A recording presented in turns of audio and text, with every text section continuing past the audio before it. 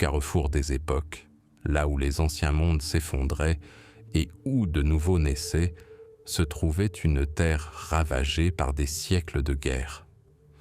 L'Anatolie, berceau des civilisations antiques, n'était, à la fin du XIIIe siècle, qu'une mosaïque de principautés en guerre. Le grand sultanat seldjoukide, jadis souverain de ces contrées, s'était écroulé sous les coups des conquérants mongols. L'Empire byzantin, ombre de sa gloire passée, survivait tant bien que mal dans sa capitale, ayant perdu toute maîtrise de son propre destin. C'était un monde sans maître, une terre qui aspirait à une force capable de l'unifier. Au milieu de ce chaos, un petit groupe de nomades turcophones de la tribu Kayu arriva de l'Est. Ils étaient menés par un chef nommé Ertuğrul, un homme sévère et clairvoyant qui ne souhaitait qu'une chose pour son peuple, un foyer. Au service des sultans seldjoukides, il reçut une petite parcelle de terre à la frontière byzantine, dans la ville de Söğüt. Ce n'était pas un royaume, mais un simple fief, le point de départ d'une histoire qui allait changer le monde. Mais la véritable histoire commence avec son fils. Il s'appelait Osman. C'était un homme à part, non seulement un guerrier, mais aussi un rêveur. Un feu brûlait dans son regard, un feu qui voyait au-delà des sanglantes escarmouches à la frontière. Il voyait l'avenir. La légende raconte qu'une nuit, Osman fit un rêve qui devint une prophétie. Il vit la lune se lever de la poitrine de son mentor spirituel et descendre sur la sienne. Et aussitôt, de son sein, naquit un arbre immense. Ses branches s'étendirent si loin qu'elles recouvrirent des continents, et son ombre enveloppa le monde entier.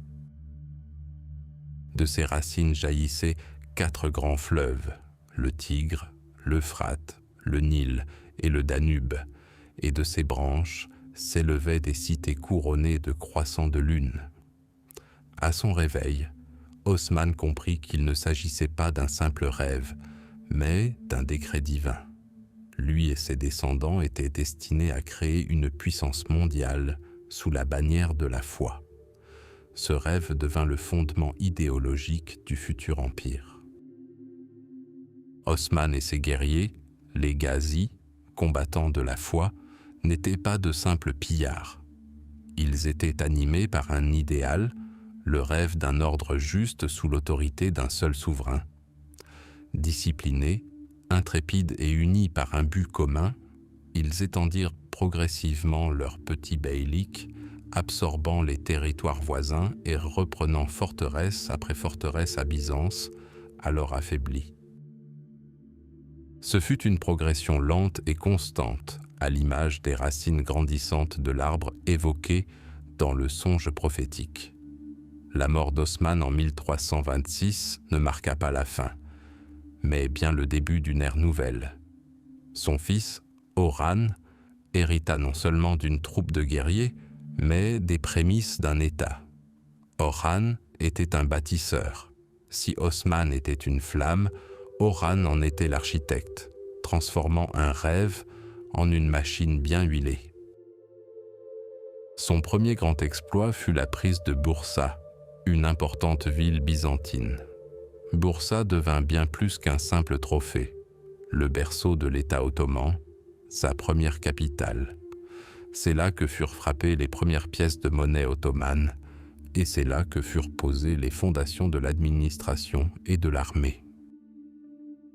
C'est sous Orhan que virent l'émergence des premières unités de janissaires, une infanterie d'élite recrutée parmi de jeunes chrétiens élevés dans une dévotion stricte au sultan et à l'islam.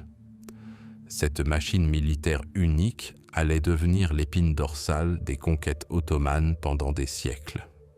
C'est sous Orhan que le destin offrit aux Ottomans la clé d'un nouveau monde.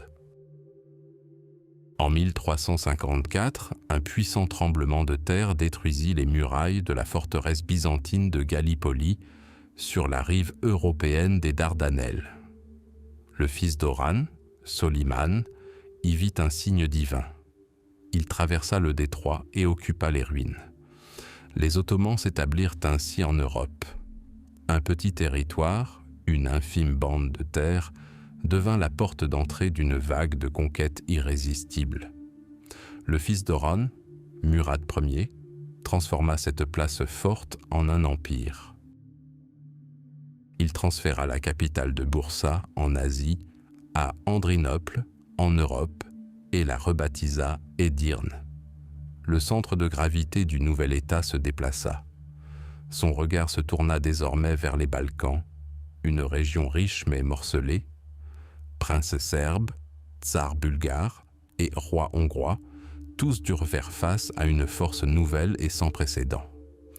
L'apogée de cette offensive fut la bataille de Kosovo en 1389. Ce n'était pas seulement une bataille, mais un choc des civilisations. L'armée coalisée des Serbes et de leurs alliés, menée par le prince Lazare, affronta l'armée ottomane, commandée par le sultan Murad en personne. La bataille fut d'une violence inouïe. À son paroxysme, le chevalier serbe Miloš Obilić, déguisé en déserteur, pénétra dans la tente du sultan et lui porta un coup fatal. Mais même la mort du souverain ne brisa pas les Ottomans. Ils remportèrent une victoire écrasante. Le prince Lazare fut capturé et exécuté. Les Balkans tombèrent. Le fils de Murad, Bayezid, accéda au trône sur le champ de bataille, au milieu des morts et des gémissements des blessés. Sa rapidité et son énergie lui valurent le surnom de Yıldırım, l'éclair. Son règne fut comme un coup de tonnerre. Il soumit les derniers beyliks turcs d'Anatolie, unifiant la région sous son autorité. En 1396, il infligea une défaite cuisante à l'armée croisée européenne lors de la bataille de Nicopolis, démontrant au monde chrétien que la puissance ottomane n'était pas un phénomène passager. Bayezid était à l'aube de son plus grand triomphe. Il assiégea Constantinople et l'empire byzantin millénaire sembla sur le point de s'effondrer sous ses coups. L'arbre d'Osman paraissait toucher le ciel, mais une tempête se préparait à l'est. Une autre puissance, née dans les steppes d'Asie centrale, marchait vers l'ouest. Elle était menée par un homme dont le nom inspirait la crainte dans le monde entier, Tamerlan, le boiteux de fer. Le grand conquérant, qui se considérait comme l'héritier de Gengis Khan, avait bâti son propre empire colossal et ne tolérait aucune rivalité. Les deux titans du monde turc, Bayezid et Tamerlan, s'affrontèrent à mort près d'Ankara en 1402. Ce fut une catastrophe. La brillante armée de Bayezid fut mise en déroute.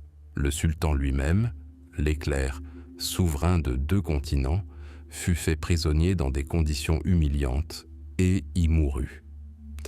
L'État que ses ancêtres avaient bâti pendant plus d'1 siècle s'effondra du jour au lendemain. Les fils de Bayezid se livrèrent à une guerre intestine sanglante pour s'emparer des vestiges de l'héritage paternel. Un empire né du rêve d'un seul homme, bâti sur le sang des Ghazis et forgé par la volonté des sultans conquérants, n'était plus que ruine. Le rêve d'Osman semblait s'être dissipé comme la brume du matin, et le grand arbre abattu à la racine avant même d'avoir pu porter ses plus beaux fruits. L'histoire des Ottomans aurait pu s'achever là, un bref éclair de génie parmi les siècles à venir. Mais ce n'était pas la fin. Ce n'était que la première et la plus terrible épreuve de leur résilience. Au milieu du XVe siècle, à la frontière entre l'Europe et l'Asie, se dressait une ville qui n'était pas seulement une capitale, mais un monde à part entière, Constantinople, la seconde Rome, le cœur millénaire de l'Empire byzantin. Mais son éclat s'était estompé et son influence s'affaiblissait. L'Empire s'était réduit à la taille de la ville et de ses environs, n'étant plus que l'ombre de sa gloire passée, une relique cernée par l'océan d'une nouvelle puissance indomptable, l'Empire ottoman.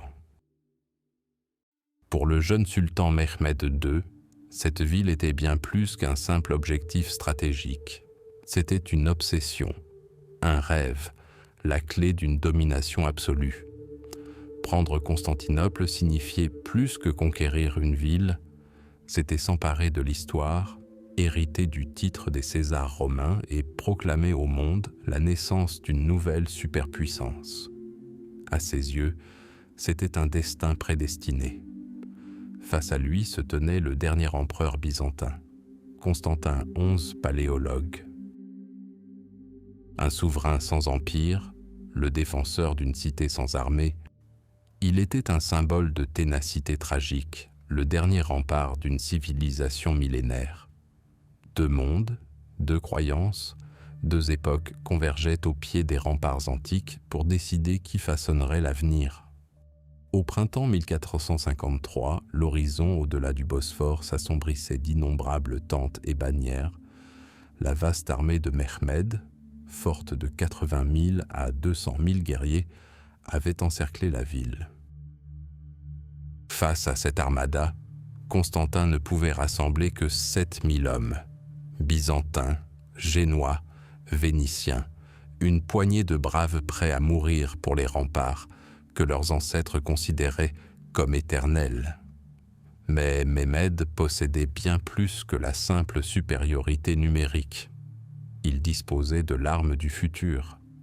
Un ingénieur hongrois du nom d'Urban, dont les services avaient été refusés par les Byzantins, créa pour le sultan de monstrueuses machines de siège. Parmi elles figurait la Basilica, une gigantesque bombarde capable de projeter des boulets de pierre d'une demi-tonne. Lorsqu'elle s'abattit pour la première fois, la terre trembla et les défenseurs de la ville comprirent que les murailles de Théodose, imprenables depuis 1000 ans, avaient trouvé leur ennemi mortel. Jour après jour, semaine après semaine, le grondement des canons résonnait sans cesse. Les pierres, témoins du passage des Huns, des Arabes et des croisés, s'effritaient sous les coups de l'artillerie ottomane. Mais la ville tenait bon. Les défenseurs, menés par l'empereur et le courageux condottiere génois Giovanni Giustiniani Longo, veillaient toute la nuit, colmatant les brèches, repoussant les attaques féroces et implorant Dieu d'accomplir un miracle. Le principal espoir des assiégés résidait dans la Corne d'Or, dont l'entrée était bloquée par une chaîne massive, rendant la flotte byzantine invulnérable. Mais le génie de Mehmed n'avait d'égal que son ambition. Il conçut et exécuta l'impensable. À la faveur de la nuit, sur des plateformes de bois spécialement construites et enduites de graisse, ses soldats transportèrent 70 navires par voie terrestre à travers les collines de Galata et les lancèrent directement dans la baie, derrière les lignes byzantines. Au matin, les défenseurs de la ville aperçurent la flotte ottomane stationnée là où elle n'aurait pas dû être.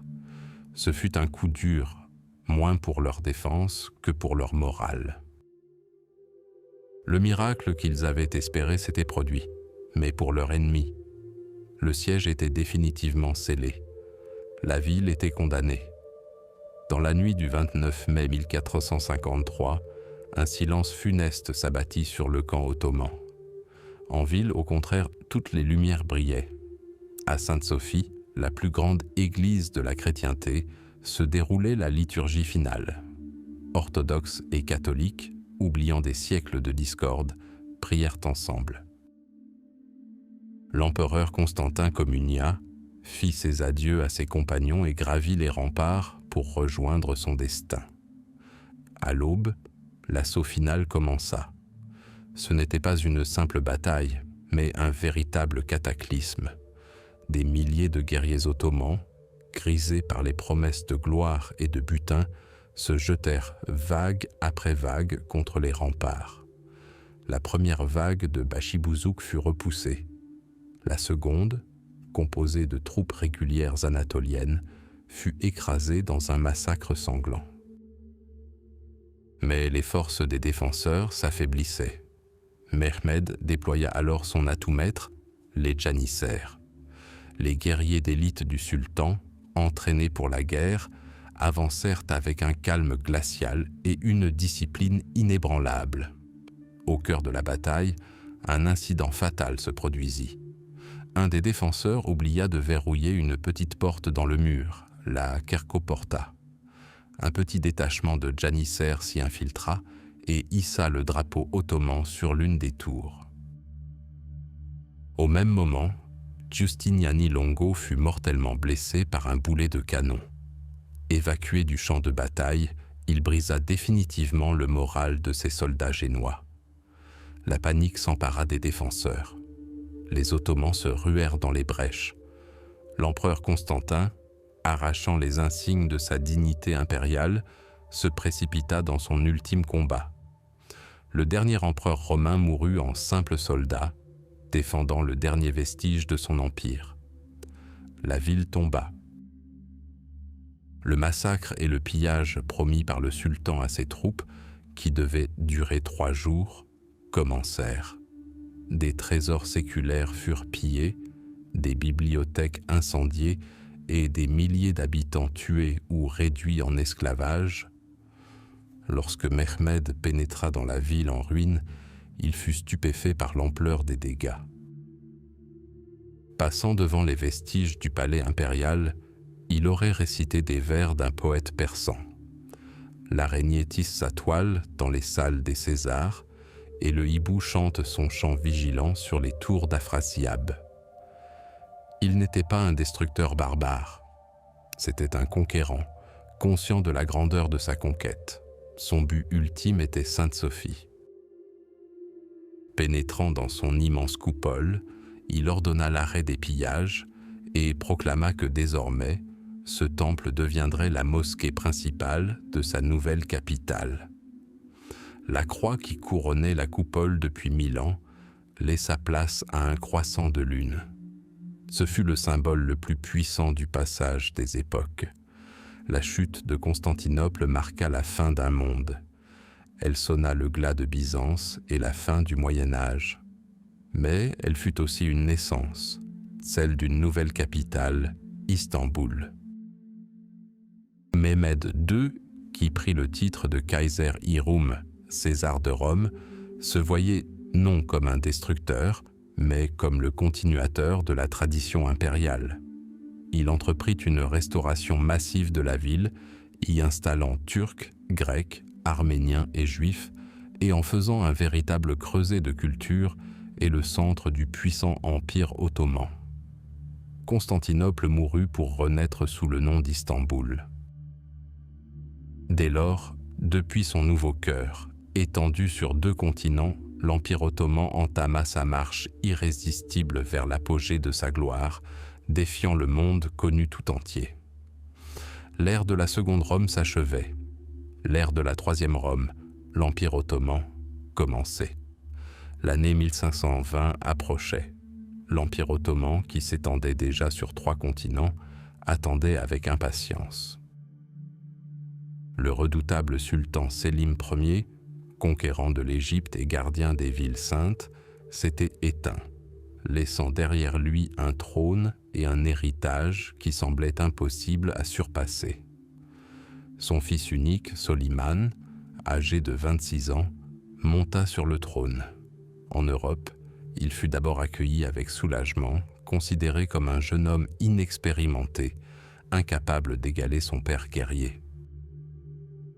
On ignorait encore qu'une figure dont le nom allait devenir synonyme de toute une époque était sur le point d'émerger sur la scène mondiale. En Europe, on l'appellerait le « Magnifique ».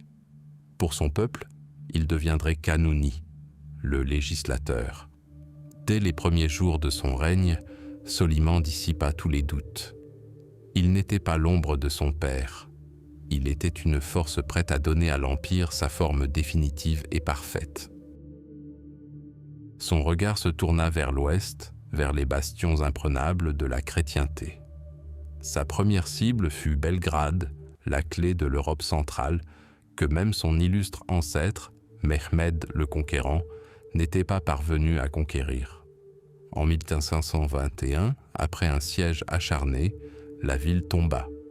Les portes de la Hongrie s'ouvrirent, vint ensuite le tour de Rhodes, bastion imprenable des Hospitaliers, qui avait été une épine dans le pied de l'Empire ottoman en Méditerranée pendant des siècles. 6 mois d'un siège titanesque, des pertes colossales, des mines souterraines et des assauts incessants brisèrent la résistance des chevaliers.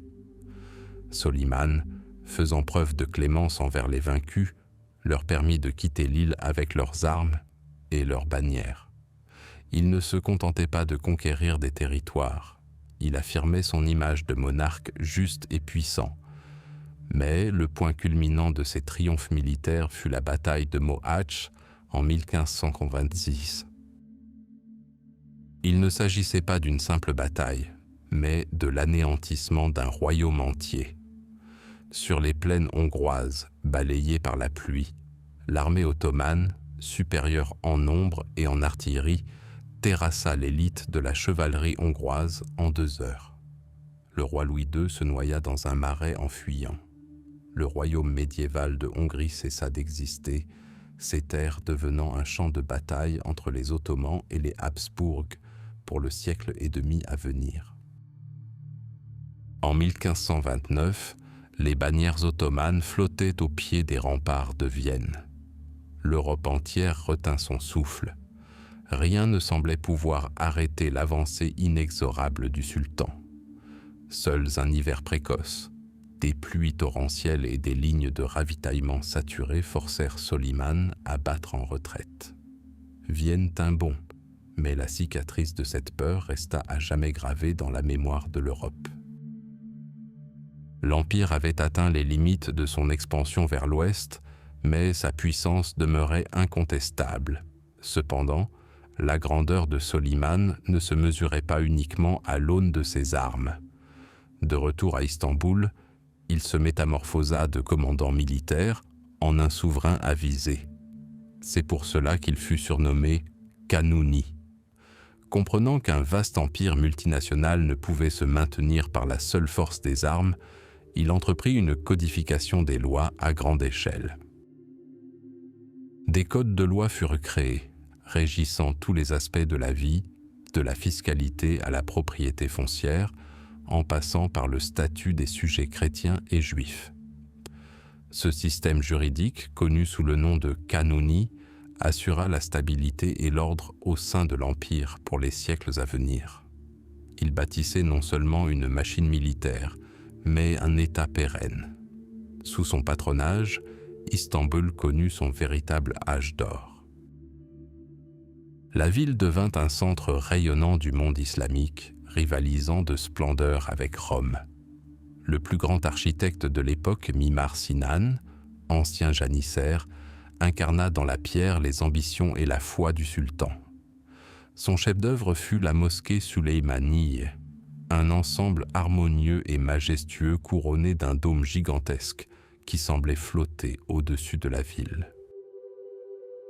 Plus qu'une simple mosquée, elle était un symbole de la puissance, de l'ordre et de la piété ottoman, visible de toute la Corne d'Or. Les ateliers du palais de Topkapı produisaient les plus belles céramiques, calligraphies et bijoux du monde. Le sultan lui-même, qui écrivait de la poésie sous le pseudonyme de Muhibbi, était un fin connaisseur des arts. Mais derrière la façade fastueuse de la cour impériale, des passions déchaînées pouvaient détruire les fondements les plus solides. Une femme fit son entrée dans la vie de Soliman et allait bouleverser non seulement son destin, mais aussi l'avenir de toute la dynastie. Roxolane, ou Hürrem Sultan, une jeune slave capturée comme esclave, accomplit l'impossible grâce à son intelligence, son charme et sa volonté de faire. Elle passa du statut de concubine au harem à celui d'épouse légitime du sultan, brisant des siècles de tradition. Son influence sur Soliman était sans limite. Cet amour eut un prix tragique. Les intrigues de Hürrem visant à assurer le trône à l'un de ses fils entraînèrent une série de drames. La première victime fut Pargalou Ibrahim Pacha, ami d'enfance de Soliman et grand vizir.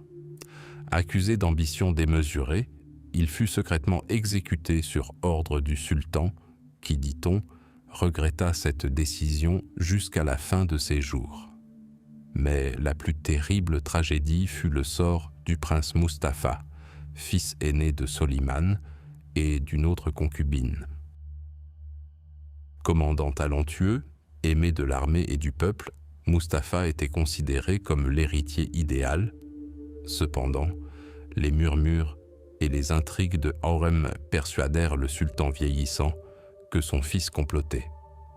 En 1553, Mustapha fut convoqué sous la tente de son père et étranglé devant lui. L'exécution de l'héritier ébranla l'empire et laissa une cicatrice indélébile sur le règne de Soliman, une tache indélébile sur sa réputation de monarque juste. Malgré les intrigues de palais, l'empire continua de s'étendre. Sur mer, l'amiral Hayreddin Barberousse transforma la Méditerranée en un lac ottoman, défaisant les flottes européennes coalisées. À l'est, des guerres acharnées furent menées contre la Perse safavide pour le contrôle de l'Irak et du Caucase. Soliman mena personnellement ses armées à travers déserts et montagnes, atteignant Tabriz et Bagdad. Les années passèrent. Le grand sultan vieillit.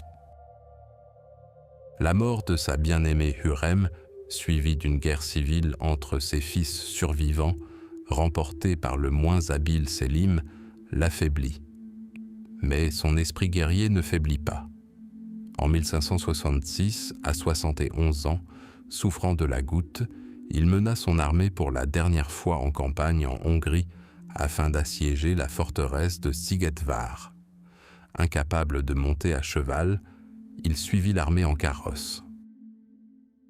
Dans sa tente, quelques heures avant la chute de la forteresse, le cœur du plus grand des sultans ottomans cessa de battre. Sa mort fut dissimulée à l'armée pendant plusieurs semaines afin de ne pas saper le moral. Soliman le Magnifique, le législateur, mourut comme il avait vécu, dans un camp militaire, sur la route de la conquête. Il laissa derrière lui un empire à l'apogée de sa puissance, s'étendant des portes de Vienne au golfe Persique, des steppes d'Ukraine aux cataractes du Nil. L'âge d'or avait atteint son apogée, mais les ombres des troubles futurs, le pouvoir du harem, l'exécution des héritiers capables et l'épuisement des guerres sans fin planaient déjà à l'horizon. Pour comprendre la grandeur et la fragilité de l'Empire ottoman, il faut en sonder le cœur.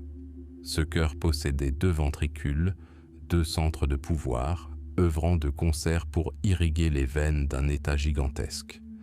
Il s'agissait du palais de Topkapi et du corps des janissaires. 2 créations, nées d'une même idée, qui allaient déterminer à la fois le plus grand triomphe et la plus profonde crise de la dynastie. Au cœur même d'Istanbul, sur un promontoire baigné par les eaux du Bosphore et de la Corne d'Or, battait le cœur de pierre de l'Empire, le palais de Topkapi. Bien plus que la simple demeure du sultan, c'était un monde à part, une ville dans la ville, un labyrinthe de pouvoir, d'intrigues et de secrets. Sa structure reflétait l'idéologie impériale elle-même. La cour extérieure, le Birun, était le visage de l'Empire. C'est là que la justice était rendue, que les ambassadeurs étaient reçus et que se réunissaient le divan, le conseil suprême, où le grand vizir et les autres dignitaires géraient les affaires courantes de l'État au nom du souverain. Pétitionnaires et informateurs affluaient, c'est là que résonnaient les armes des gardes et que bruissaient les robes des fonctionnaires. C'était le pouvoir visible et officiel. Mais le véritable pouvoir prenait racine là où les simples mortels en étaient privés d'accès. Au-delà des portes du bonheur s'étendait la cour intérieure, Enderun. Il ne s'agissait pas simplement d'une partie du palais, mais d'une académie d'État unique au monde. C'est là que se forgeaient les cadres qui deviendraient les soutiens du trône. Des garçons, recrutés parmi les familles chrétiennes des Balkans par le biais du système du Devshirme, étaient dépouillés de leur passé, de leur foi et de leur famille pour en trouver une nouvelle, le service du Padishah. Dans les écoles d'Anderun, on leur enseignait les langues, la théologie, le droit, l'art militaire et les beaux-arts. De cette matière première, ils façonnaient des administrateurs, des gouverneurs et des vizirs idéaux, des hommes dont la loyauté demeurait intacte, sans aucun lien avec l'aristocratie turque ou les clans locaux. Leur seule famille était le sultan. Leur unique but était la prospérité de l'empire, indissociable de la leur. Caché au cœur même du palais, auréolé de mythes et de légendes, se trouvait le harem. L'imaginaire européen le dépeignait comme un lieu d'oisiveté et de vice, mais en réalité, il constituait l'une des institutions politiques les plus importantes. La famille du sultan y résidait et le destin de la dynastie s'y jouait. À la tête du harem se tenait la valide sultan, mère du monarque régnant, souvent la femme la plus influente de l'État. Grâce à un réseau complexe d'alliances, d'intrigues et de patronage, elle pouvait influencer les nominations, destituer les vizirs et orienter la politique impériale. Le harem n'était pas une cage, mais un champ de bataille où épouses et concubines se battaient pour l'avenir de leurs fils et, par conséquent, pour le pouvoir.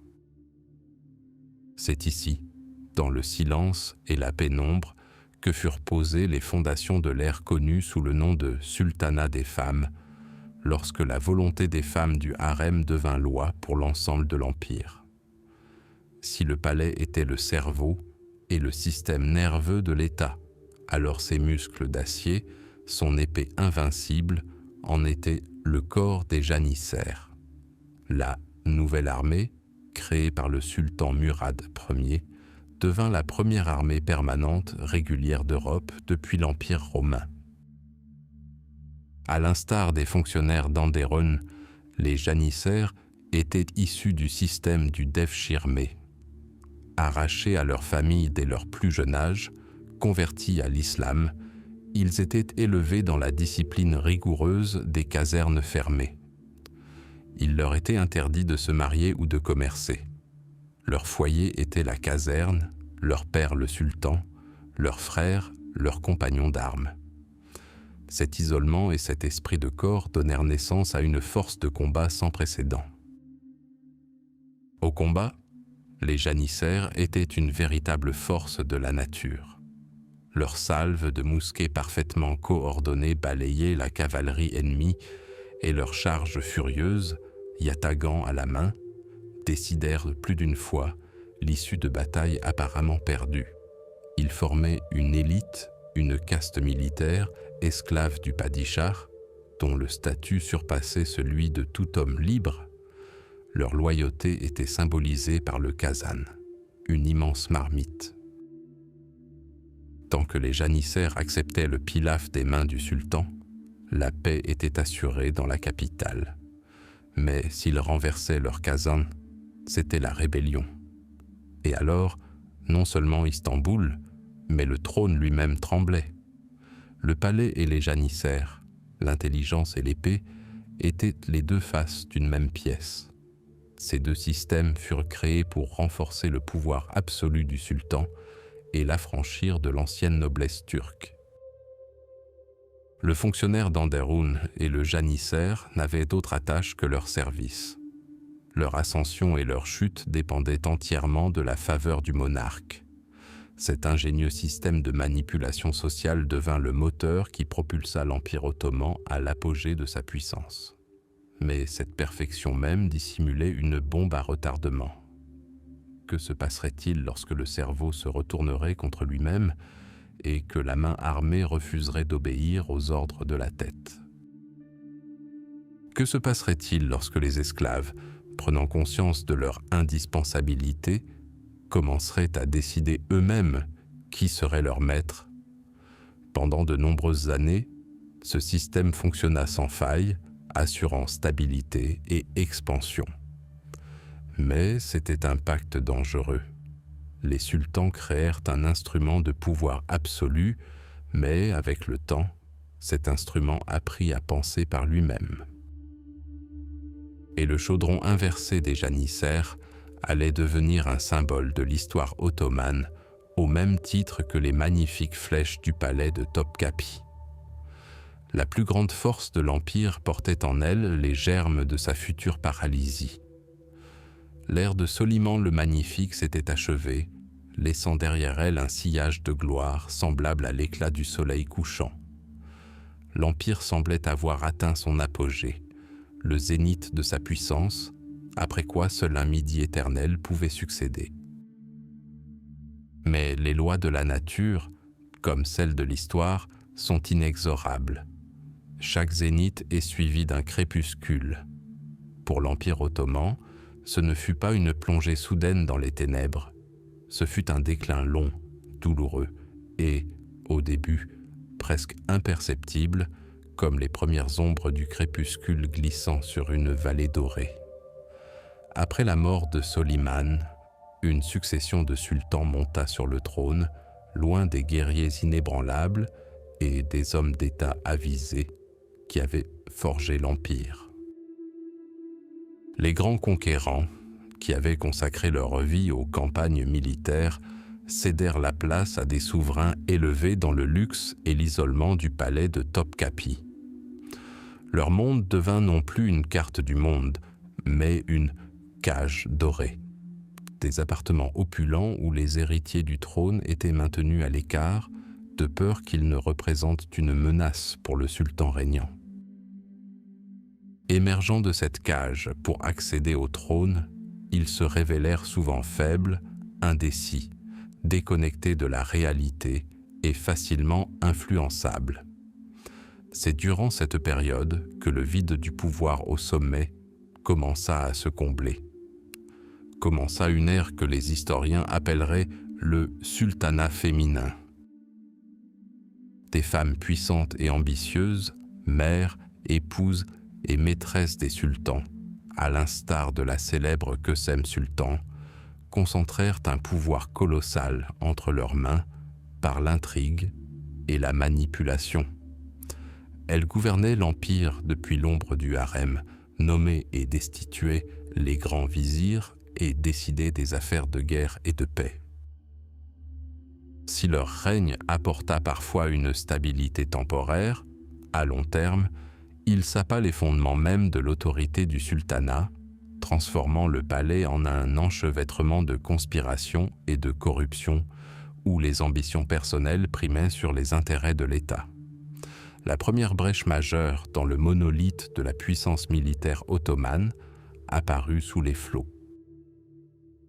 Pendant des décennies, la marine ottomane avait régné en maître sur la Méditerranée, ce lac ottoman, inspirant la terreur de Gibraltar au Levant. Le mythe de son invincibilité était aussi solide que les murs de Constantinople. En 1571, au large des côtes grecques, dans le golfe de Lépante, ce mythe fut noyé dans le sang. La flotte coalisée des puissances chrétiennes, la Sainte Ligue, infligea une défaite écrasante aux Ottomans. Des centaines de navires et des dizaines de milliers de marins aguerris périrent. Le grand vizir Mehmed Sokolou, avec amertume et fierté, déclara à l'ambassadeur vénitien « En nous prenant notre marine, vous nous avez simplement rasé la barbe.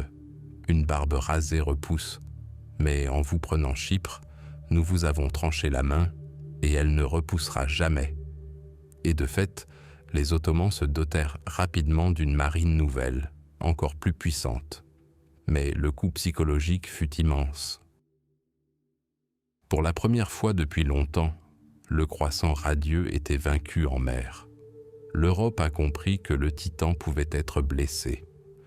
Le second coup, bien plus fatal, fut porté sur terre là où la puissance ottomane semblait absolue.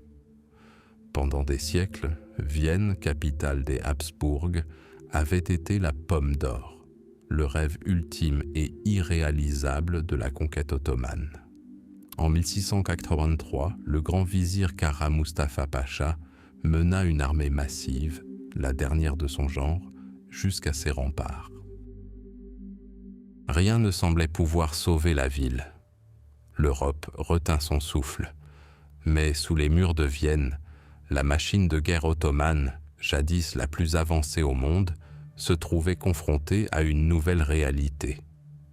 Le siège s'éternisa, puis une avalanche s'abattit des collines sur le camp turc, une armée unie, commandée par le roi polonais Jean III Sobieski et ses légendaires hussards ailés. La déroute fut totale et humiliante. La défaite de Vienne fut plus qu'une simple bataille perdue. Elle marqua la fin d'une ère d'avancée ottomane en Europe. Désormais, et pour des siècles à venir, l'Empire serait contraint de se défendre, lentement, pouce par pouce, en cédant ses possessions européennes. La longue retraite avait commencé. Mais les failles les plus profondes étaient invisibles à l'œil nu. Elles rongeaient l'économie et la conscience collective. Tandis que l'Europe connaissait une révolution scientifique, le monde ottoman s'enlisait dans le traditionnalisme. Les janissaires, jadis l'élite de l'armée et les fidèles soutiens du trône, étaient devenus une caste corrompue et pléthorique, défendant jalousement ses privilèges et étouffant toute tentative de réforme militaire. Ils renversaient les sultans indésirables et imposaient leur volonté, se transformant de défenseurs de l'État en sa plus grande menace. L'économie souffrit de l'afflux d'argent bon marché en provenance des colonies américaines, provoquant une inflation galopante qui dévaluera les recettes et ruinera les finances. Les anciennes routes commerciales que l'Empire contrôlait et dont il tirait profit étaient désormais contournées par les navigateurs européens qui avaient établi des routes autour de l'Afrique. Les capitulations, privilèges commerciaux accordés aux Européens par de puissants sultans en signe de faveur, se transformèrent en contrats onéreux, permettant à l'Europe d'exploiter économiquement les marchés ottomans. L'Empire était encore immense. Ses territoires s'étendaient sur 3 continents. Ses armées demeuraient une force redoutable, mais son cœur était fracturé. La foi en sa propre supériorité et son invincibilité avaient cédé la place à une agitation sourde. Le glorieux passé pesait lourdement sur le présent, obscurcissant l'avenir. Le soleil brillait toujours haut à l'horizon, mais sa lumière n'était plus brûlante, elle se contentait de réchauffer. Et les esprits les plus clairvoyants d'Istanbul sentaient déjà sur leur visage le vent froid du changement à venir. Le long déclin ne faisait que commencer. Au nord, un nouveau prédateur, aile déployée, gagnait en puissance. Son regard se tournait vers le sud, vers les mers chaudes, vers le berceau de la foi orthodoxe, vers l'antique Constantinople, qu'il considérait désormais comme sa patrie spirituelle. C'était l'Empire russe, dirigé par des tsars qui se prenaient pour les héritiers de Byzance, la troisième Rome. Leurs armoiries arboraient un aigle bicéphale tourné vers l'ouest et l'est. Mais de plus en plus, sa tête orientale se tournait vers le sud, où, à l'ombre d'un croissant de lune, un autre souverain régnait sur ces mêmes terres, le sultan d'Osman, l'ombre de Dieu sur terre. Ainsi commença un duel titanesque entre 2 empires, une bataille de 2 aigles destinée à durer des siècles et à décider du sort de la moitié du monde. Leur confrontation dépassait le simple conflit territorial. C'était un choc des civilisations, un affrontement de 2 idéaux messianiques. Pour la Russie, il s'agissait d'une mission sacrée, libérer ses frères slaves et les chrétiens orthodoxes du joug musulman, restaurer la croix à Sainte-Sophie. Pour l'Empire ottoman, il s'agissait de défendre le Dar al-Islam, la terre d'islam, contre les incursions des infidèles, de préserver l'héritage des conquérants qui jadis firent trembler toute l'Europe. Le champ de bataille était constitué des steppes infinies de la mer Noire, de ses vagues tumultueuses, des cols infranchissables du Caucase et, bien sûr, du bouillonnement des Balkans.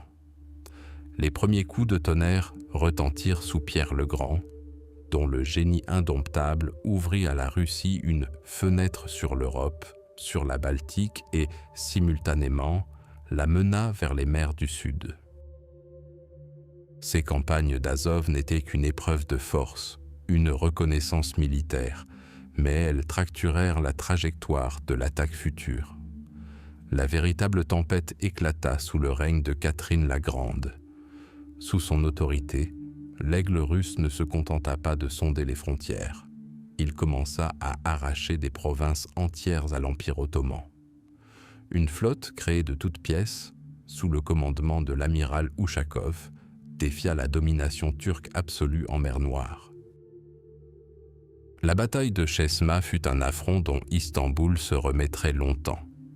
La flotte ottomane fut anéantie à des milliers de kilomètres de ses côtes, en mer Égée. La mer Noire, pendant des siècles un lac ottoman, se transforma en un champ de bataille sanglant. Puis, en 1783, l'impensable se produisit. Le joyau de la couronne des Khanes de Crimée, les vassaux du sultan, la péninsule de Crimée elle-même, fut annexée par la Russie. Il ne s'agissait pas d'une simple prise de territoire. C'était un coup symbolique porté au cœur même de la fierté ottomane. Désormais, la flotte russe pouvait établir sa base à Sébastopol, gardant Istanbul dans son viseur. Au XIXe siècle, cette confrontation devint l'enjeu central de la politique européenne, la question d'Orient. L'Empire ottoman, jadis source de terreur, était de plus en plus perçu comme l'homme malade de l'Europe.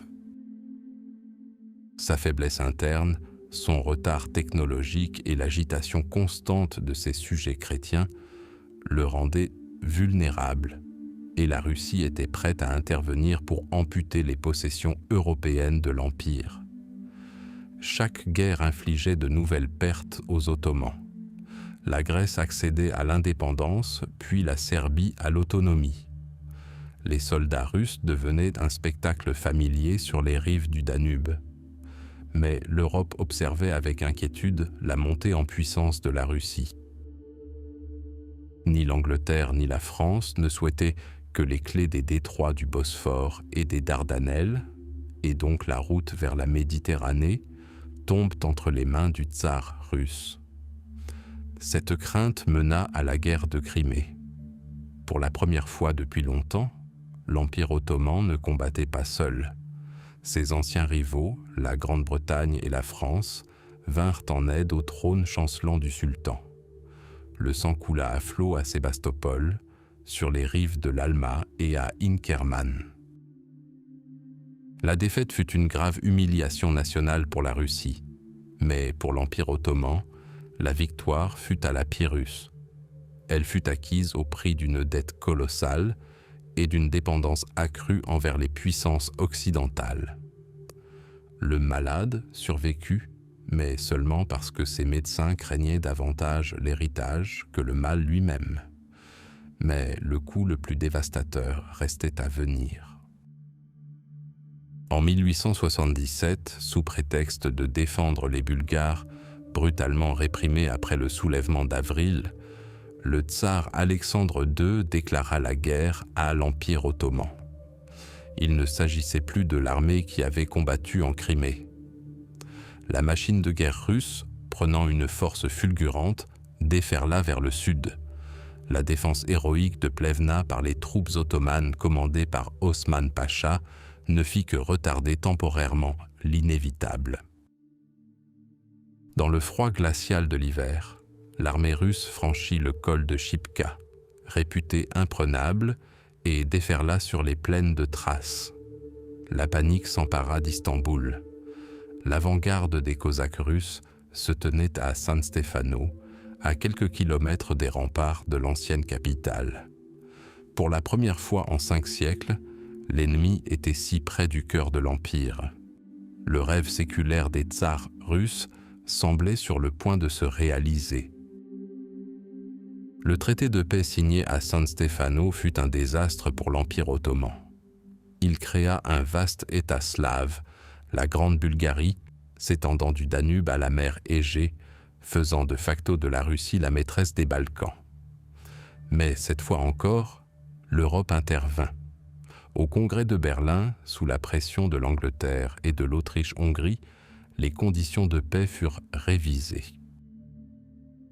La Grande Bulgarie fut démembrée, la Bosnie-Herzégovine placée sous contrôle autrichien et Chypre annexée par la Grande-Bretagne. La Russie fut privée des fruits de sa victoire. La bataille des Aigles s'acheva sur un match nul, mais les deux belligérants furent mortellement blessés. La Russie, victorieuse militairement, subit une défaite diplomatique engendrant un profond ressentiment et un esprit de revanche. L'Empire ottoman fut sauvé d'un démembrement total, mais perdit la quasi-totalité de ses possessions européennes. Son prestige fut anéanti et son système financier s'effondra sous le poids des dépenses militaires. L'affrontement avec le géant du Nord épuisa ses ressources, mina sa confiance en lui et révéla toutes les failles de ce qui fut jadis un grand État. Les deux aigles, agrippés l'un à l'autre, chutaient dans l'abîme, et cette chute préfigurait la tempête mondiale à venir dans les flammes de laquelle ils étaient tous deux destinés à périr. Au XIXe siècle, le majestueux édifice de l'Empire ottoman, qui jadis avait stupéfié le monde par son ampleur et sa puissance, commença à vaciller dangereusement. De profondes fissures sillonnaient sa façade, ses fondations érodées par les troubles internes et les pressions extérieures. Le surnom que lui donna l'empereur russe Nicolas Ier, l'homme malade de l'Europe, n'était pas une simple insulte, mais un constat cruel et exact. Les défaites militaires s'enchaînèrent. Le fossé technologique et économique avec une Europe en pleine industrialisation devint un gouffre. Et au sein même de l'État, dans les Balkans, en Arabie et dans le Caucase, des forces nouvelles et insoupçonnées s'éveillaient. Des mouvements nationaux qui ne souhaitaient plus être de simples sujets du sultan. Ils aspiraient à être grecs, serbes, bulgares, roumains. L'Empire suffoquait. Les anciens mécanismes de gouvernement, qui l'avaient fidèlement servi pendant des siècles, étaient rouillés et défaillants. La grande armée, jadis une terreur pour Vienne, subissait désormais des défaites humiliantes face à ses anciens vassaux, armés de fusils européens et entraînés par des officiers européens. Le constat était clair. Soit l'Empire se transformerait radicalement, soit il disparaîtrait de la carte. Ainsi commença l'ère du Tanzimat, une ère de réforme dont le nom se traduit par reconstruction ou réorganisation. Il ne s'agissait pas simplement d'une série de mesures cosmétiques, mais d'une tentative désespérée et sans précédent de reconstruire l'État sur des fondements entièrement nouveaux avant qu'il ne s'effondre complètement. Le tournant décisif fut l'année 1839. Au palais Gulan du sultan, en présence d'ambassadeurs étrangers et de hauts dignitaires, fut proclamé le Gulan At-i Sherif, ou décret sacré du pavillon des roses. Bien plus qu'un simple décret sultan, il s'agissait d'une révolution venue d'en haut, d'un serment solennel prêté par la dynastie ottomane devant le monde entier. Ce décret proclamait des principes inimaginables pour l'ancien empire. La garantie de la vie, de l'honneur et de la propriété pour tous les sujets, sans distinction de religion. Il promettait un système fiscal juste et ordonné, abolissant la pratique néfaste de la ferme fiscale. Il instaurait la conscription régulière, transformant l'armée d'une caste guerrière en une force nationale. Pour la première fois de l'histoire, musulmans, chrétiens et juifs furent déclarés, du moins en théorie, égaux devant la loi du sultan. L'objectif de cette entreprise grandiose était de créer une identité nouvelle et unifiée, le ottomanisme. L'idée était qu'un marchand arabe de Damas, un paysan bulgare de Plovdiv et un banquier arménien d'Istanbul se sentiraient avant tout ottomans, citoyens d'une même grande puissance et seulement ensuite représentants de leur foi ou de leur peuple. C'était le seul moyen, selon eux, de contrer le venin du nationalisme qui rongeait l'empire de l'intérieur. Les paroles retentissantes furent suivies d'actes. À travers tout le pays, du Danube à l'Euphrate, commença la construction frénétique d'un nouvel État. Les réformes militaires s'inspirèrent du modèle prussien. Des académies militaires furent créées, des uniformes modernes furent introduits et des canons en acier Krupp furent acquis. Le Code civil français servit de base à de nouveaux tribunaux laïques qui coexistèrent désormais avec les tribunaux traditionnels de la charia. Des ministères des Finances, de la Justice et de l'Éducation furent créés sur le modèle européen. Les machines à vapeur et les lignes télégraphiques commencèrent à sillonner les terres ancestrales. Le télégraphe devint le système nerveux de l'Empire renaissant, permettant à Istanbul de transmettre instantanément des ordres aux provinces les plus reculées et renforçant ainsi l'autorité centrale d'une manière inimaginable pour les sultans précédents. Les premiers journaux en langue ottomane virent le jour, ainsi que des écoles et des universités laïques où une nouvelle génération de fonctionnaires, d'ingénieurs et d'officiers étudia non seulement le Coran, mais aussi les mathématiques, la physique et le français. Mais reconstruire le corps de l'Empire s'avéra plus aisé que d'en changer l'âme. Les réformes se heurtèrent à une vive résistance de deux camps opposés.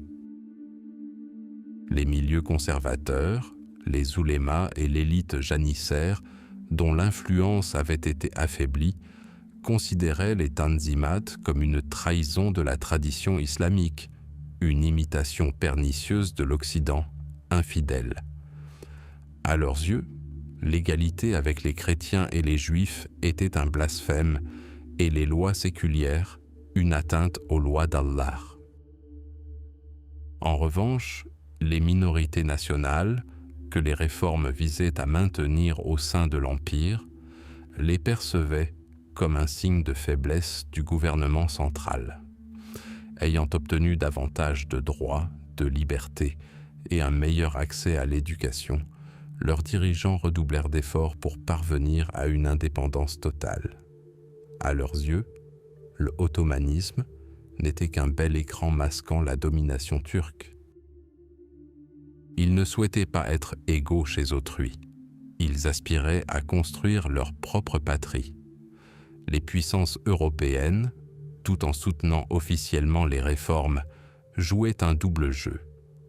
Elles usaient de leur influence pour obtenir des avantages économiques et protéger leur communauté chrétienne, tout en encourageant secrètement les mouvements séparatistes afin d'affaiblir davantage le pouvoir en place et de préparer le partage de son héritage. L'ère des réformes culmina en 1876. Un groupe de fonctionnaires et d'intellectuels progressistes, connus sous le nom de « Nouveaux Ottomans », accomplit l'impossible. Le sultan Abdulhamid II, qui venait d'accéder au trône, octroya à l'Empire sa première constitution. Un parlement bicaméral fut convoqué, réunissant des députés turcs, arabes, grecs, arméniens et slaves. Un instant, il sembla que cette tentative désespérée avait réussi. L'ancien despotisme s'orientait vers une monarchie constitutionnelle capable de survivre dans un monde nouveau et cruel. Mais cette lueur d'espoir fut aussi brève qu'aveuglante, tel un éclair dans un orage. Un an plus tard à peine, une nouvelle guerre catastrophique éclatait avec la Russie. La défaite militaire offrit au sultan Abdulhamid le prétexte idéal. Invoquant l'état d'urgence, il dissout le Parlement, suspendit la Constitution et instaura un pouvoir personnel qui allait durer plus de 30 ans. L'avenir semblait s'être brutalement effondré. La grande expérience du Tanzimat, pari audacieux sur la modernisation et l'unité, était perdue. L'ère des réformes était révolue, mais l'agonie de l'Empire ne faisait que commencer. Pendant des siècles, les Balkans formèrent la mosaïque de l'Empire ottoman, un patchwork de peuples, de croyances et de langues tissé par le pouvoir du sultan. Les montagnes offraient refuge, les vallées un havre de paix, et les villes des creusets culturels où Grecs, Serbes, Bulgares et Turcs vivaient côte à côte sous le croissant de lune. Cet ordre semblait immuable, gravé dans la pierre de l'histoire. Mais au XIXe siècle, siècle de bouleversements et d'idées, un vent nouveau et brûlant souffla sur cette terre ancestrale. Un vent de changement, né dans le creuset de la Révolution française, apporta à ces montagnes et ces vallées des mots nouveaux et exaltants. Nation, liberté, autodétermination. L'embrasement commença par une simple étincelle semée sur le sol serbe. En 1804, la cruauté et l'anarchie des gouverneurs janissaires, les Daïdjé, furent la goutte d'eau qui fit déborder le vase. Il ne s'agissait pas d'un soulèvement pour un État-nation au sens moderne du terme, mais d'un cri de désespoir, d'une demande de justice et d'ordre. À la tête de ce cri se tenait un homme dont la rage et le charisme transformèrent la rébellion en une guerre de libération. Son nom était Karađorđe, ou Georges le Noir. Sous sa bannière, des paysans serbes, armés de faux et de vieux fusils, défièrent la puissance impériale. La terre fut imbibée de sang. Le premier soulèvement serbe y fut englouti, mais les graines étaient semées. 2 ans plus tard seulement, sous la direction plus rusée et pragmatique de Miloš Obrenović, les Serbes se soulevèrent à nouveau. Cette fois, alliant armes et diplomatie, ils arrachèrent à Istanbul ce qui semblait impensable, l'autonomie. La première fissure profonde apparut dans le tissu de l'Empire. La principauté serbe devint un phare d'espoir pour les autres peuples réduits en esclavage. Tandis que la lutte serbe était féroce et routinière, la révolte grecque se muait en un poème romantique suivi avec passion par toute l'Europe. Pour le monde intellectuel, la Grèce était bien plus qu'une simple province ottomane. Elle était le berceau de la civilisation, la terre natale de Platon et de Périclès. L'idée d'une renaissance grecque enflammait l'esprit des poètes, des artistes et des aventuriers. La société secrète Philiki Eteria préparait le terrain depuis des années, et en 1821, les flammes embrasèrent la Grèce, du Péloponnèse aux îles de la mer Égée. La guerre fut marquée par une cruauté inhumaine des 2 côtés. Le massacre de l'île de Chios, immortalisé par le tableau de Delacroix, provoqua un cri d'horreur qui résonna dans les capitales européennes. Lord Byron, le plus grand poète de l'époque, donna sa vie pour la liberté grecque, devenant un symbole de ce mouvement. Les grandes puissances, la Grande-Bretagne, la France et la Russie, hésitèrent longtemps, partagées entre leur sympathie pour les Grecs et la crainte de rompre le fragile équilibre des pouvoirs. Mais l'opinion publique et les intérêts stratégiques l'emportèrent. En 1827, dans la baie de Navarin, leurs flottes combinées anéantirent l'armada ottomane égyptienne. Ce fut le coup de grâce. L'Empire fut contraint de reconnaître l'indépendance grecque. La Grèce antique renaquit de ses cendres. Plus au nord, en Bulgarie, le réveil fut différent. Long et profond, il commença non par le grondement des canons, mais par le bruissement des pages. Le réveil national bulgare fut un combat pour l'alphabet, pour la langue, pour le droit de prier dans leur langue maternelle. Pendant des décennies, des éducateurs ou éveilleurs ouvrirent des écoles, imprimèrent des livres et collectèrent le folklore, rappelant au peuple son passé glorieux, l'époque des tsars Siméon et Samuel. Une victoire décisive fut la lutte pour une église bulgare indépendante, l'établissement de l'exarchat bulgare en 1870 fut plus qu'un simple acte religieux. C'était la reconnaissance officielle de l'existence d'une nation bulgare distincte de l'influence grecque dans le monde orthodoxe. Une génération de révolutionnaires grandit sur ce terreau culturel. Le plus éminent d'entre eux fut Vassil Levski, l'apôtre de la liberté, qui rêvait d'une république pure et sainte pour tous, sans distinction de religion ou de nationalité. Sa mort tragique n'arrêta pas le mouvement. En avril 1876, un soulèvement éclata, mal organisé, désespéré et voué à l'échec. La riposte ottomane fut monstrueuse.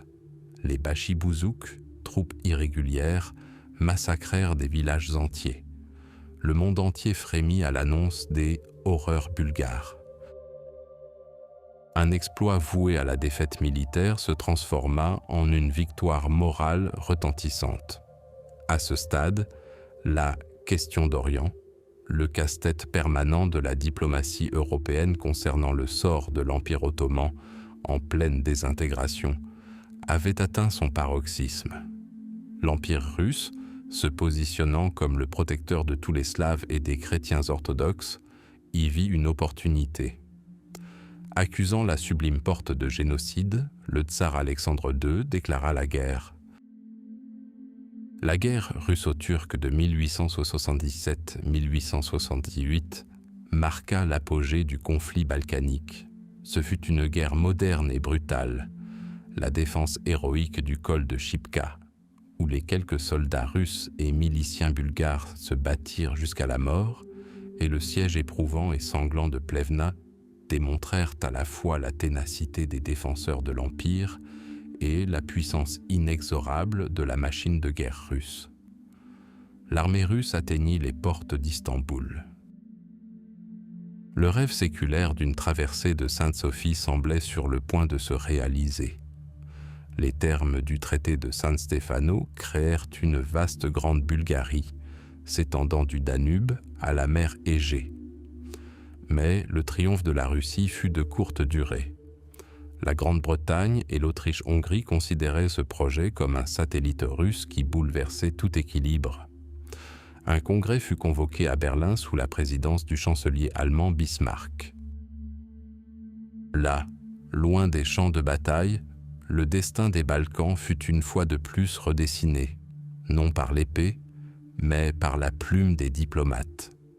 La carte dessinée à Berlin consacra formellement l'indépendance de la Serbie, de la Roumanie et du Monténégro. La Bulgarie fut réduite et divisée. La Bosnie-Herzégovine fut placée sous domination austro-hongroise. Les grandes puissances, poursuivant leurs propres intérêts, créèrent un enchevêtrement de nouvelles contradictions, de griefs et de conflits territoriaux. Le feu des Balkans ne s'éteignit pas. Il ne fut que temporairement recouvert par les cendres des compromis diplomatiques. Mais en dessous, les braises continuaient de couver, prêtes à s'embraser avec une force nouvelle et encore plus destructrice. Pour l'Empire ottoman, ce fut la fin d'une époque. Il avait perdu à jamais la plupart de ses possessions européennes. L'homme malade de l'Europe ne pouvait plus dissimuler son mal. Le XIXe siècle touchait à sa fin, laissant l'Empire ottoman en ruine. La défaite catastrophique subie face à la Russie en 1878 ne fut pas seulement un revers militaire, mais sonna le glas de l'idée d'une patrie ottomane multinationale. Les Balkans, jadis joyaux des possessions européennes de la Sublime Porte, étaient perdus. Le trésor était vide, et la confiance envers le gouvernement s'était effondrée. Dans ce climat de crise et d'humiliation totale, un sultan monta sur le trône, dont le nom allait devenir synonyme de toute une époque, une ère de peur, de progrès et de déclin sanglant. Son nom était Abdul Hamid II. Au début, il semblait incarner un espoir. À son accession au trône, en 1876, il dota l'Empire de sa première constitution et convoqua le Parlement. Les réformateurs libéraux célébrèrent leur victoire. Mais ce n'était qu'une illusion, une manœuvre tactique d'un monarque rusé et méfiant. La guerre contre la Russie lui offrit le prétexte idéal. Invoquant l'état d'urgence, il suspendit la Constitution, dissout le Parlement et s'empara du pouvoir absolu. Il ne commettrait plus jamais une telle erreur. Pendant les 33 années suivantes, l'Empire vécut sous sa coupe. Abdul Hamid ne faisait confiance à personne. Il abandonna le palais de Dolmabahçe, balayé par les vents, sur les rives du Bosphore, et s'enferma dans une nouvelle résidence lourdement gardée, le palais de Yildiz. Cette forteresse perchée sur une colline devint sa cage dorée et le centre du pouvoir d'un vaste empire en déclin. De là, il gouvernait, tissant l'empire dans un réseau invisible de contrôle total. Ses yeux et ses oreilles étaient des milliers d'espions et d'informateurs, les fameux Hafiyés. Ce réseau d'informateurs imprégnait tous les niveaux de la société, des ministères au café d'Istanbul. Le moindre mot imprudent, la moindre critique du sultan pouvait entraîner l'arrestation, l'exil ou une disparition sans laisser de traces. La censure atteignit des proportions absurdes. Les mots « liberté »,« révolution »,« constitution » et même « Arménie » furent effacés des journaux et des livres. L'Empire retenait son souffle, plongé dans une atmosphère persistante de paranoïa et de peur. Mais Abdul Hamid n'était pas un simple tyran rétrograde. C'était une figure complexe et contradictoire, un despote modernisateur. Il comprenait que, pour survivre, l'Empire avait besoin de la technologie occidentale, mais sans ses idées dangereuses. Il entreprit donc un vaste programme de modernisation, uniquement pour consolider son pouvoir. Il ordonna la construction de chemins de fer, reliant les provinces les plus reculées à la capitale. Le grand chemin de fer du Hedjaz, reliant Damas à Médine, devint le symbole de sa politique. Un projet financé par des dons de musulmans du monde entier, destiné à renforcer son statut de calife et à assurer la rapidité des mouvements de troupes. Les lignes télégraphiques, telles des fibres nerveuses, sillonnaient le pays, permettant au sultan de recevoir des rapports et de donner des ordres avec une rapidité sans précédent. De nouvelles écoles, laïques et militaires, furent ouvertes, formant une génération d'officiers et de fonctionnaires instruits. Ce paradoxe était pourtant une bombe à retardement. Ce sont précisément ces nouvelles écoles, créées pour former une élite loyale, qui ont engendré ses pires ennemis. Ce sont les officiers formés selon les normes européennes et les fonctionnaires qui lisaient des ouvrages interdits qui percevaient mieux que quiconque le fossé entre progrès technologique et stagnation politique. Abdul Hamid fit du panislamisme le pilier idéologique de son régime. Conscient de l'échec du patriotisme ottoman suite à la perte des Balkans chrétiens, il se tourna vers la solidarité islamique.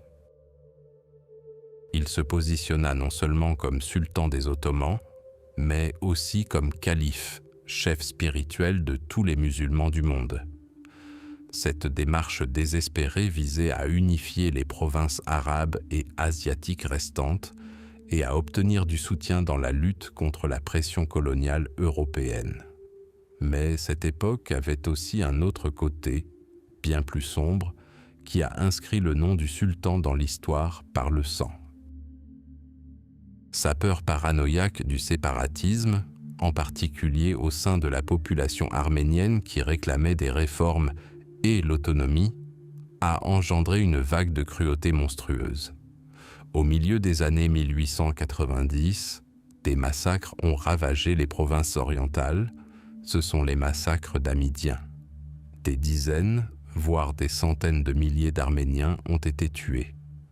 Pour cela, Abdulhamid a été surnommé le Sultan rouge en Europe. C'est dans cette atmosphère étouffante de peur et de répression, au sein de cellules secrètes à Thessalonique et dans les cercles d'émigrés à Paris et à Genève, que naquit un mouvement qui allait défier la tyrannie. Ils se nommèrent les Jeunes Turcs. Il s'agissait des mêmes officiers, médecins et étudiants, la chair et le sang du système créé par le sultan. Leur organisation, le comité Union et Progrès, exigeait une seule chose, le rétablissement de la Constitution de 1876 et la fin du despotisme. Durant l'été 1908, ce fut la goutte d'eau qui fit déborder le vase. Les troupes stationnées en Macédoine se mutinèrent. Les officiers Enver Bey et Niyazi Bey menèrent leurs unités dans les montagnes et présentèrent un ultimatum au sultan, une constitution ou la marche sur Istanbul. Abdulhamid, réalisant soudain que son principal instrument de pouvoir, l'armée, s'était retourné contre lui, vacilla.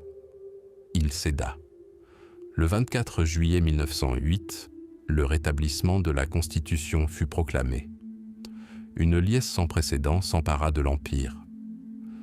Dans les rues d'Istanbul et d'autres villes, les ennemis de la veille, Turcs, Grecs, Arméniens, Juifs, s'étreignirent et pleurèrent de joie. Prêtres et imams défilèrent ensemble. Une ère nouvelle de fraternité et de liberté semblait s'ouvrir. La censure fut abolie, les prisonniers politiques libérés.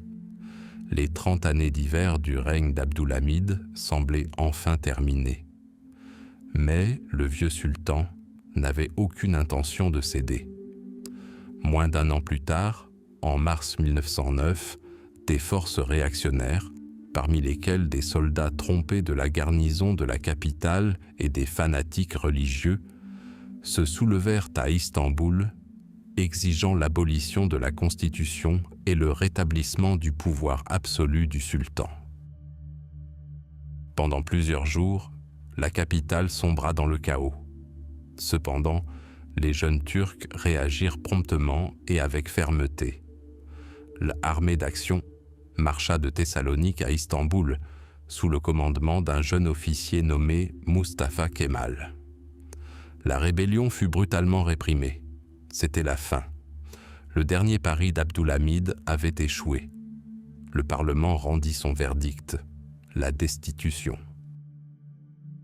Le sultan, qui avait régné sur l'Empire pendant 33 ans depuis sa forteresse de Yildiz, fut discrètement écarté de la capitale et exilé.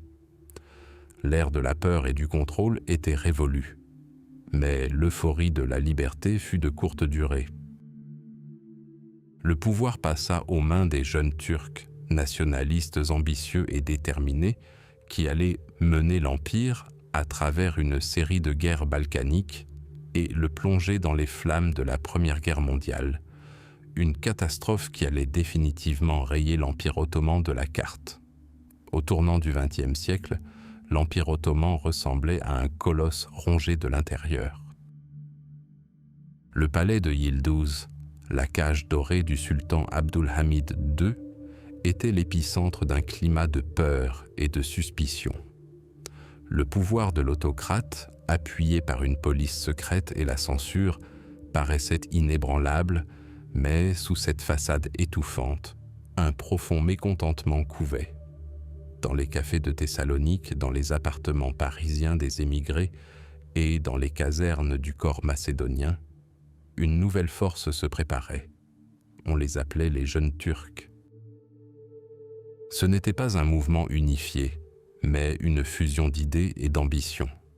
Officiers, médecins, poètes et fonctionnaires, Tous étaient des enfants de leur temps, instruits en Europe et témoins de la faiblesse humiliante de leur patrie.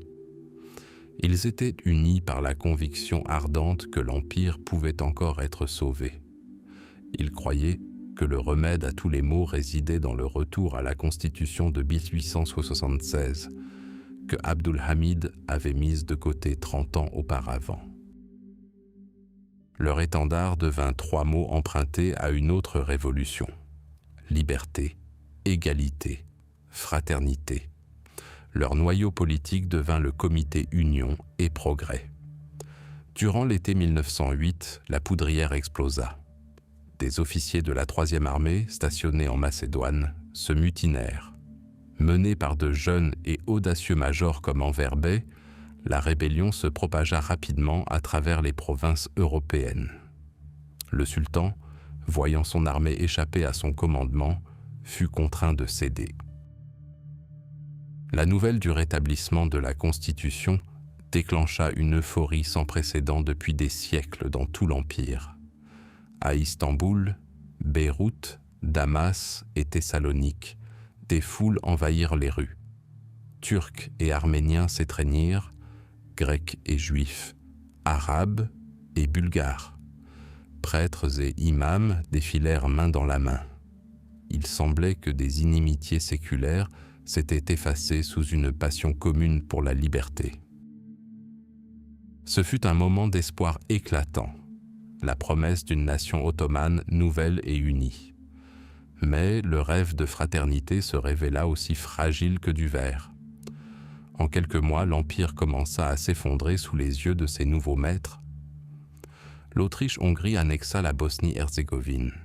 La Bulgarie proclama son indépendance. La Crète fut réunie à la Grèce. Les jeunes Turcs, qui avaient promis de préserver l'Empire, encaissèrent des défaites humiliantes. En 1909, les partisans de l'ancien régime tentèrent un contre-coup d'État, mais furent brutalement réprimés par les troupes fidèles au comité.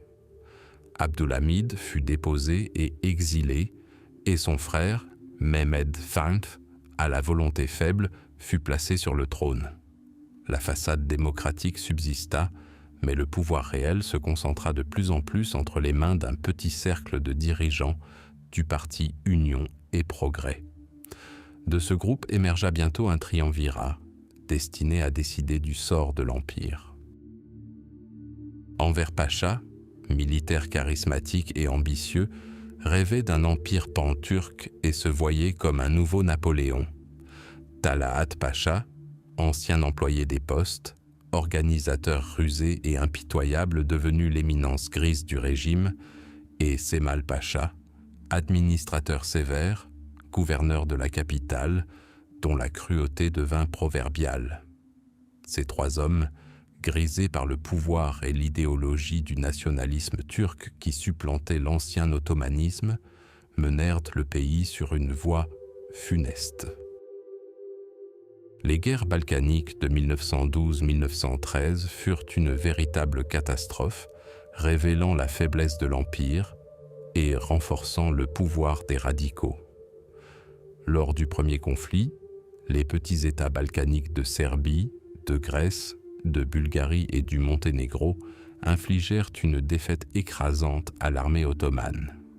En quelques semaines, l'Empire perdit la quasi-totalité de ses possessions européennes, des territoires qu'il avait dominés pendant 5 siècles.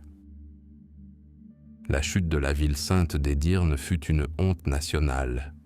Des milliers de réfugiés affluèrent à Istanbul, porteurs de récits des horreurs de la guerre et du nettoyage ethnique.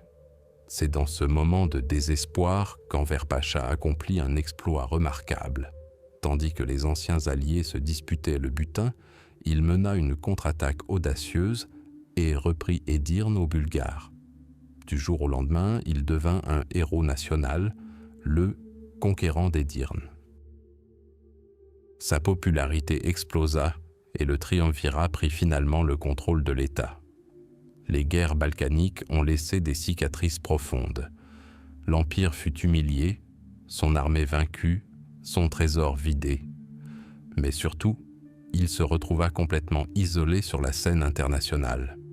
La Grande-Bretagne et la France, ses partenaires traditionnels, l'avaient abandonné. La Russie demeurait un ennemi de toujours, rêvant des détroits. Dans ce vide, une seule puissance restait disposée à lui venir en aide, l'Empire allemand. Pour Berlin, un Istanbul affaibli était un allié idéal.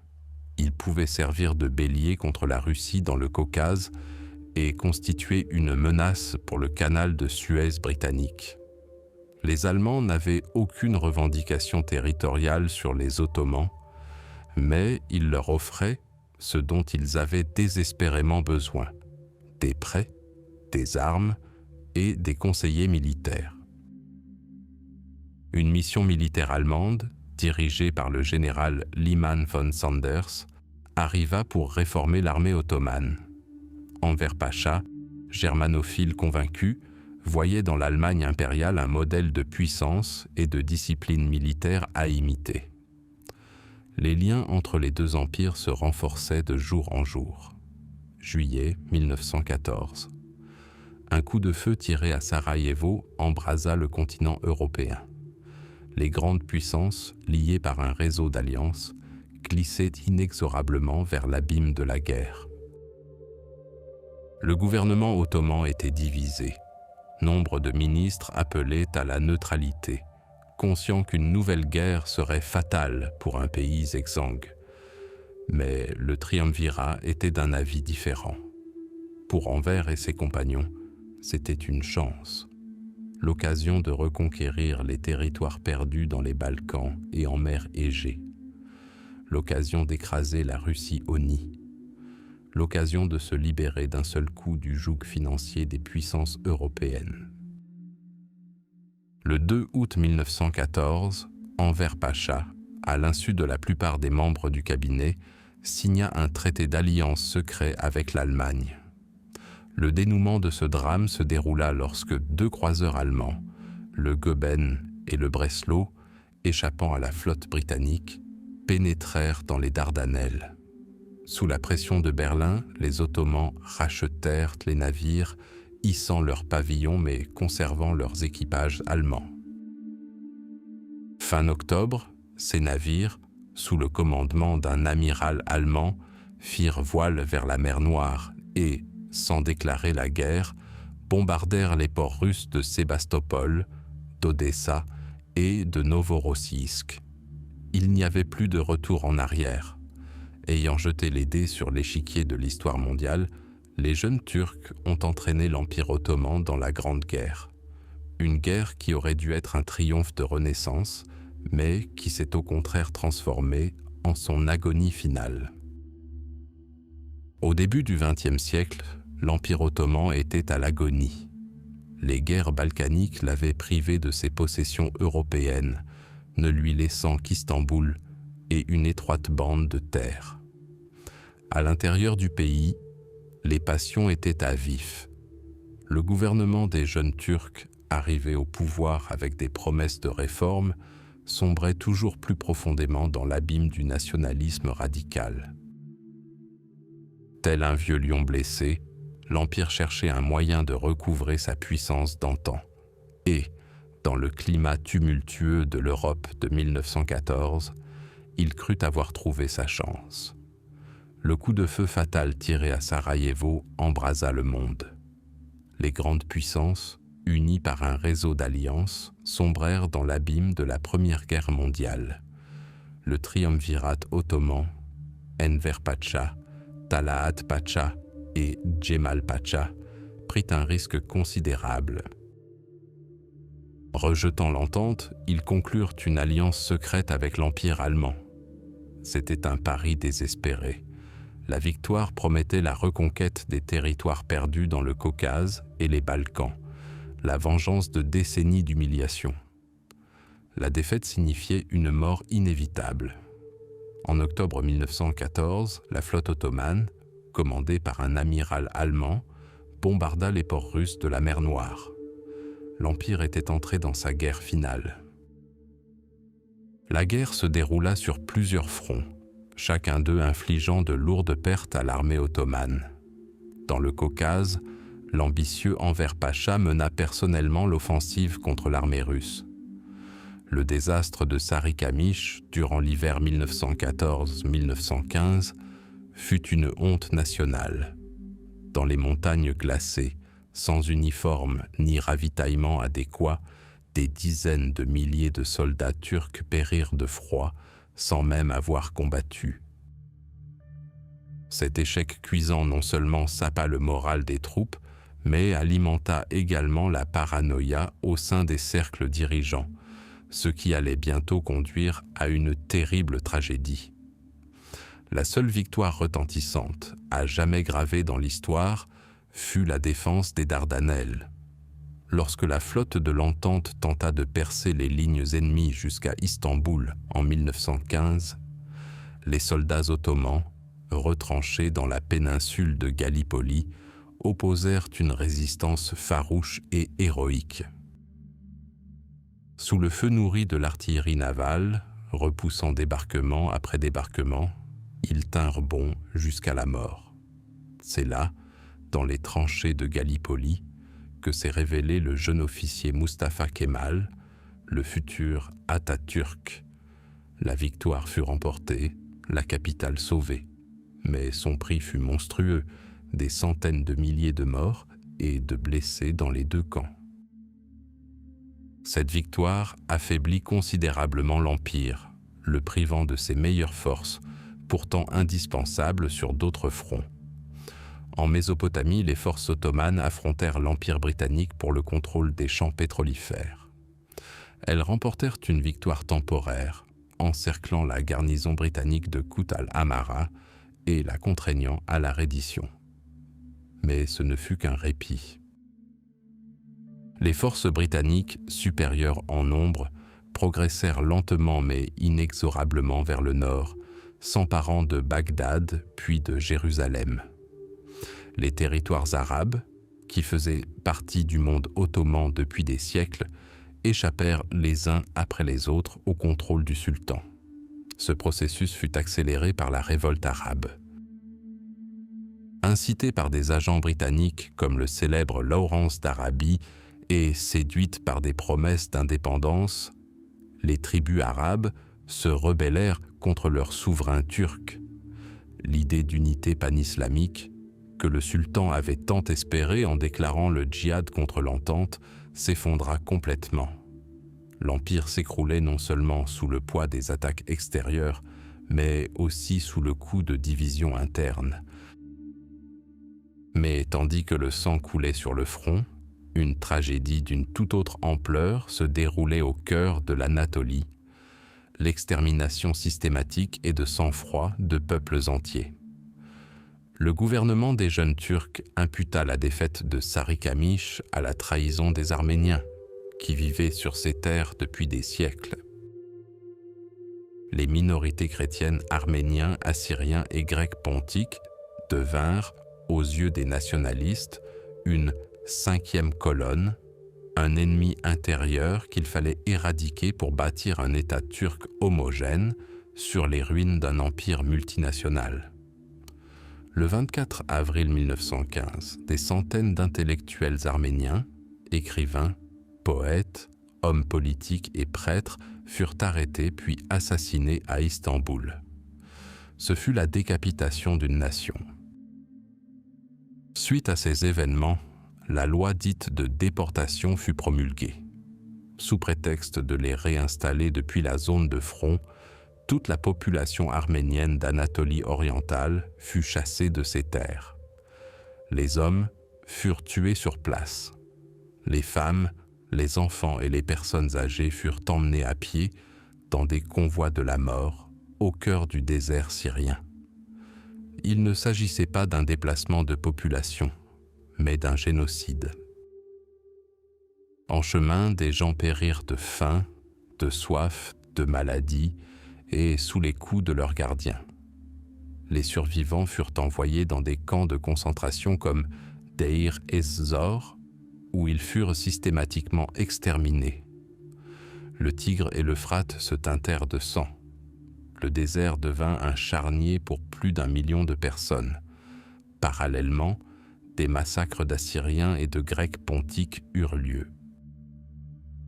C'était une politique délibérée de nettoyage ethnique, une tentative impitoyable de solution finale à la question nationale, menée sous couvert d'une guerre mondiale. En 1918, l'Empire ottoman était mortellement blessé.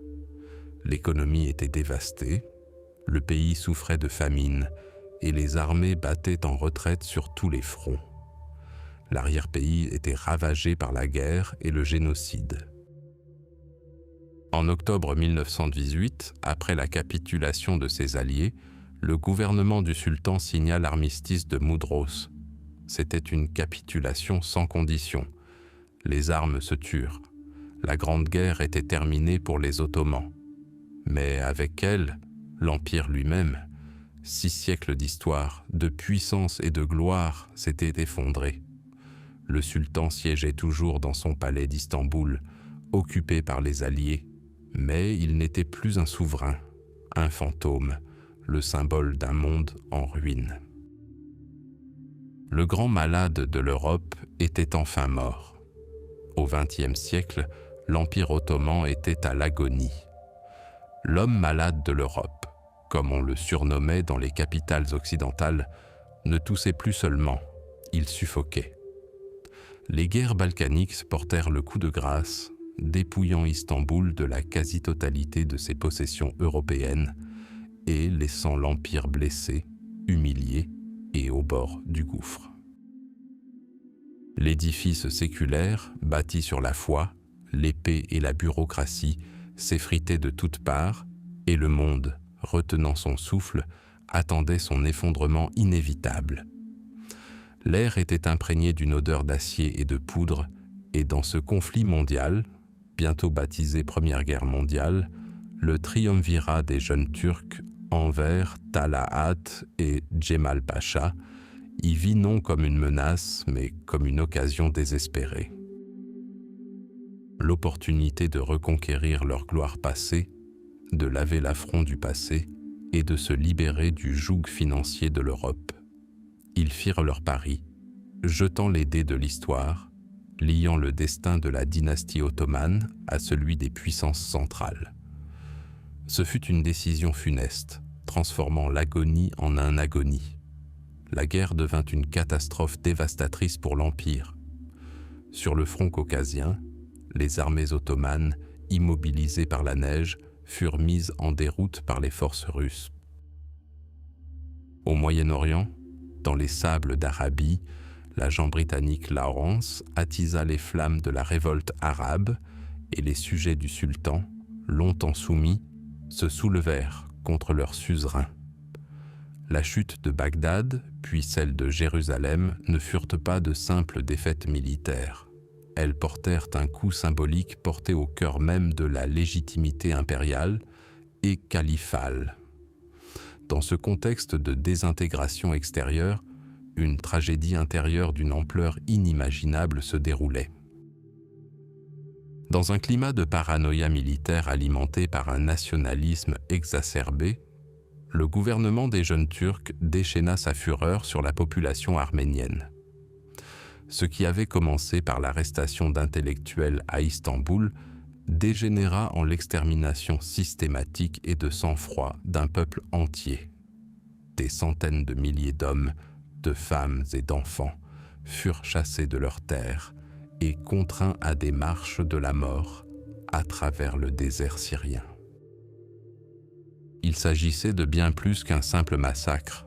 C'était une tentative d'effacer toute une culture du sol anatolien, un acte monstrueux qui laissera à jamais une tache indélébile dans les dernières pages de l'histoire ottomane. Le seul rayon de lumière dans cette série de désastres fut la défense de Gallipoli. Là, sur une étroite bande de terre près du détroit des Dardanelles, les soldats ottomans firent preuve d'une force et d'un courage exceptionnels, repoussant le débarquement allié. Et là, au milieu du grondement des canons et de la fumée des incendies, l'étoile du colonel Mustapha Kemal brilla. Sa détermination et son génie militaire sauvèrent Istanbul d'une prise imminente, mais ne purent sauver l'Empire. Ce fut une victoire à la Pyrrhus, payée du sang de toute une génération, retardant la fin sans en changer le sens. En 1918, tout était fini.